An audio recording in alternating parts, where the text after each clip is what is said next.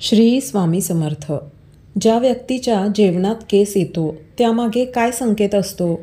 केस आलेले जेवण करावे की नाही? तर मग बघा, याबद्दल शास्त्र काय सांगते. समाधानाचे 4 घास पोटात पडावेत यासाठी मेहनत करून अन्न ग्रहण करतो, पण कधी कधी आपण जेवायला बसलो की ताटात केस येतो. मग आपण तो केस काढून टाकतो, बाजूला करून जेवण करतो आणि दुसऱ्या ताटात वाढून घेतो, नंतर जेवण करतो. आपण म्हणतो ते घरात केस विंचरल्याने ताटात केस आला, परंतु आपण जर लक्ष दिले तर नेहमी घरातील एकाच व्यक्तीच्या ताटात केस येतो, इतरांच्या ताटात नाही येत. याचा हा संकेत असतो की ती व्यक्ती आजारी पडणार आहे, त्या व्यक्तीची तब्येत बिघडू शकते. काही वेळेस आपण जेवण करीत असलो आणि आपल्या ताटाला चुकून कोणाचा पाय लागला तर ते जेवण दारिद्र्य आणणारे असते. असे भोजन कधीही ग्रहण करू नये. पाय लागलेले भोजन खाल्ल्यास आपल्याला दारिद्र्य येते. तसेच जर आपण जेवण करीत असलो आणि ताटाला कोणी ओलांडले तर असे भोजन कधीही पक्ष्यांना टाकावे, कारण हे भोजन भोजन मानले जात नाही. यामुळे आपले मनही अशुद्ध बनते. पती व पत्नी जर का एकाच ताटात जेवण करीत असतील तर अशुभ असते. पती पत्नीने एका ताटात जेवणे म्हणजे मद्यपान करण्यासारखे आहे. त्या व्यक्तीच्या आरोग्यावर दुष्परिणाम होतो आणि जर जेवण करता करता केसांचा गुच्छा जर जेवणाच्या ताटात आला तर समजावे की त्या व्यक्तीवर आता खूप मोठे संकट येणार आहे. हे खूप मोठ्या संकटात जाण्याची धोक्याची घंटा आहे. मुलगी जोपर्यंत पित्याच्या घरी आहे तोपर्यंत मुलीने पित्यासोबत ताटात जेवण करावे. यामुळे पित्याचा कधीही अकाली मृत्यू होत नाही, मृत्यूपासून संरक्षण होते. म्हणून जोपर्यंत मुलीचे लग्न होत नाही तोपर्यंत मुलीने तिच्या पित्याने एकत्र बसूनच जेवण करावे. कधीही इतरांच्या वाट्याचे अन्न आपण स्वतः खाऊ नये. त्यांच्या वाट्याचे अन्न त्यांनी खावे, कारण त्यांच्या वाट्याचे अन्न आपण स्वतः खाल्ल्यास आपल्याला दारिद्र्य येते.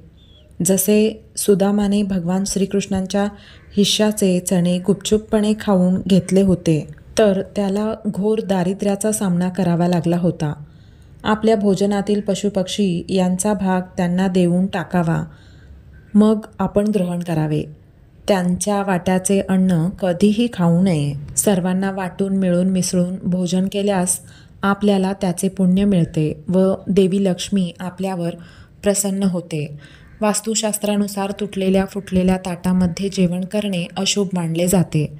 यामुळे आपल्याला दुर्भाग्याला आमंत्रण देण्यासारखे होते. त्यामुळे आपल्या जीवनात दुःख दारिद्र्य प्रवेश करते.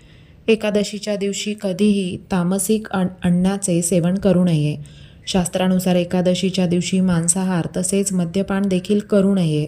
तसेच सात्विक अन्नाचे सेवन करावे. जेवणाची नासाडी करणे किंवा अन्नाचा दुरुपयोग करणे हे शास्त्रानुसार चुकीचे मानले जाते. म्हणूनच अन्न ताटात कधीही सोडू नये. लागते तेवढेच अन्न घ्यावे. तसेच आपले जेवण झाले तरीही इतर सर्वजण उठल्याशिवाय आपण ताटावरून उठू नये. असे केल्यास आपले पितर नाराज होतात आणि आपल्याला पितृदोष लागतो. जेवण झाले की ताटात हात धुणे हेही शास्त्रानुसार निषिद्ध मानले गेले आहे. या योनीतील जीवांचे रक्षण होत नाही. म्हणून जेवण झाले की त्यात थोडेसे पाणी टाकून द्यावे आणि हात दुसरीकडे धुवायला जावे. ताटात हात धुणे अन्नाचा अपमान करण्यासारखे आहे, म्हणून ही चूक कधीही करू नये. जेवणाला सुरुवात करण्यापूर्वी ओम शांती शांती शांती या मंत्राचा जाप करावा. या मंत्राचा जप केल्यास सर्व देवतांचा आशीर्वाद आपल्याला मिळतो व सर्वजण प्रसन्न होतात. सर्व देवी देवतांची आज्ञा घेऊन मग जेवणाला सुरुवात करावी. आपल्याला मंत्र येत नसेल तर जेवणाला सुरुवात करण्यापूर्वी भगवंताचे ध्यान करावे. सांगावे की भगवंता या जेवायला आणि मग जेवणाला सुरुवात करावी.